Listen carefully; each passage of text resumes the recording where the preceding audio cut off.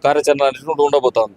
ఓకేనా. ఇంకోటి ఏమంటారంటే ప్రతిపక్షం గాని ప్రభుత్వం గాని ఏమంటుందంటే ఆమె బీఆర్ఎస్ లో ఉన్నప్పుడే పబ్లిక్ ఏం చేయలేకపోయింది.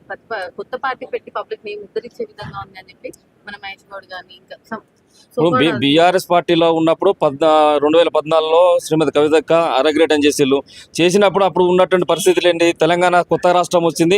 కొత్త రాష్ట్రం వచ్చిన తర్వాత ఈ కొత్త రాష్ట్రంలో తెలంగాణ ప్రయోజనాలు ఏవైతున్నాయో, విభజన హామీలు ఏవైతున్నాయో, ఇంటర్ స్టేట్ అగ్రిమెంట్స్ ఏవైతున్నాయో వీటిని పార్లమెంట్ ద్వారా కేంద్రం ద్వారా సాధించే విధంగా కృషి చేసి అట్లా కృషి చేయడం ద్వారానే కవితక్కకు బెస్ట్ పార్లమెంటేరియన్ అవార్డు వచ్చింది. తదనంతరం ఎమ్మెల్సీగా వచ్చిన తర్వాత కూడా స్థానిక సంబంధించిన సమస్యల పట్ల, కామారెడ్డి సంబంధించిన సమస్యల పట్ల, నిజామాబాద్ సమస్యల పట్ల, వివిధ సమస్యల పట్ల గలమెత్తిలు కవితక్క.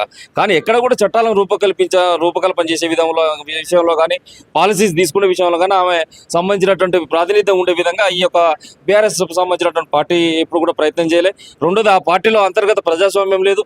మహిళలపైన ఒక చిన్న చూపు అనేటువంటిది ఆ పార్టీలో ఉన్నది కాబట్టే ఈ రోజు మమ్మల్ని బయటికి నెట్టివేసారు. ఎందుకంటే 33% రిజర్వేషన్ కనుక వస్తే ఈ రేపు రోజున కవితక్క చక్రం తిప్పేటువంటి ప్రమాదం ఉన్నది.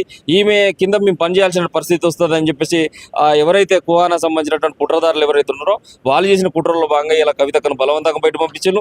ఈ 10 సంవత్సరాల్లో కూడా మా పంటి కింద బాధ మేము పెట్టుకున్నాం. అంతర్గతంగా కూడా బీఆర్ఎస్ పార్టీని ప్రశ్నించడం, ఏదైతే ఉద్యమకారుల గురించి కానీ, అమరుల గురించి కానీ, ఇక్కడ ఉండబడే నిరుద్యోగుల గురించి కానీ అంతర్గత వేదికలలో ప్రశ్నించడం. ఎందుకంటే విత్ ఇన్ ద పార్టీ ఉన్నప్పుడు పార్టీకి ఒక లైన్ ఉంటుంది.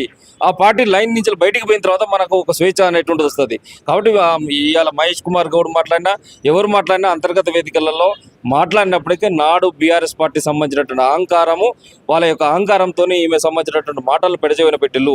కాబట్టి ఇలా అనుభవిస్తున్నారు. అధికారాన్ని కోల్పోయింది. ఎందుకు కోల్పోయిల్లు? మీ అహంకారపూరితమైనటువంటి ధోరణి ద్వారానే కదా మీరు అధికారాన్ని కోల్పోయింది. కాబట్టి కవితకు ఆ రోజు ఉన్నప్పుడు కూడా అంతర్గత వేదికల్లో చెప్పినప్పుడు పెడజీవన పెట్టిల్లు.